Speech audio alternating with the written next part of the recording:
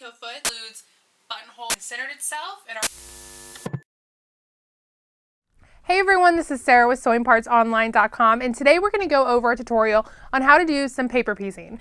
Now, foundation piecing is something really cool because you can really create any kind of design. I mean, I've seen things that are as simple as stars or as crazy as like the latest Harry Potter fan fiction kind of thing. It's really kind of neat what you can find, especially if you go browsing on Google or on Pinterest, things like that. It's really neat. So today we're just going to go over the basics, simple how-to to get you started. Since we're really working on the front and the back of the pattern, trace the pattern lines and the numbers to the back of the pattern using a permanent marker. Using the pattern as a guide, place your first scrap fabric on top of the number 1 space, right sides up. Your fabric needs to be at least 1/4 inch bigger than the shape you're covering. While you're learning, it's helpful to make your scraps much larger just as a safety net.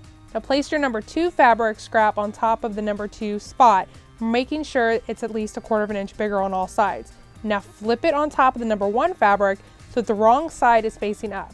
Line up the number 2 fabric edge with the number 1 fabric edge. Remember, fabric number 1 and fabric 2 should be on top of each other, right sides together. You should be looking at the wrong side of the number 2 fabric.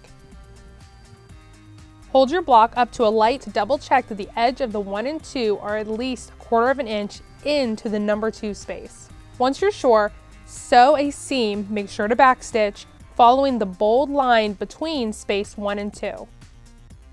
Once you've pressed open the seam, flip over and trim the seam allowance down if you need to.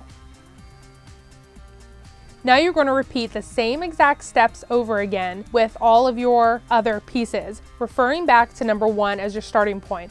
So you'll sew the line between 3 and 1, 4 and 1, 5 and 1.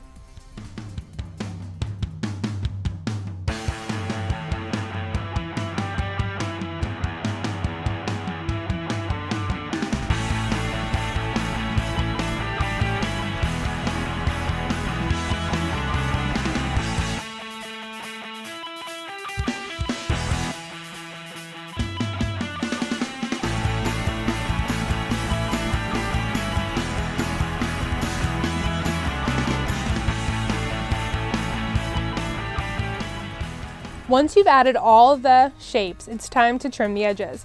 With your pattern piece facing up, use your rotary cutter and a ruler to trim the excess fabric down to the size of your pattern. Make sure you cut along the outside dotted line or the outside bolded line.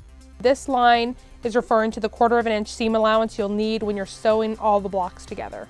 Now some patterns you'll see have 2 sections to them.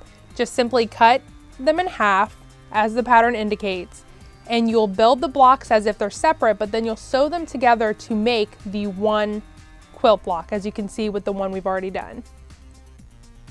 So some patterns you'll come across, you'll see that there are certain shapes or certain blocks within the design that don't touch the number 1. In that case, you'll follow the order 1, 2, 3, 4, 5, but once you get to the next ones that don't touch the number 1, you'll use the adjacent shape as a number 1 block. I hope you are now comfortable doing your own paper piecing. To purchase any of the supplies we used, or if you have any questions, please visit us online at sewingpartsonline.com, on Google+ or on Facebook at facebook.com/sewingpartsonline.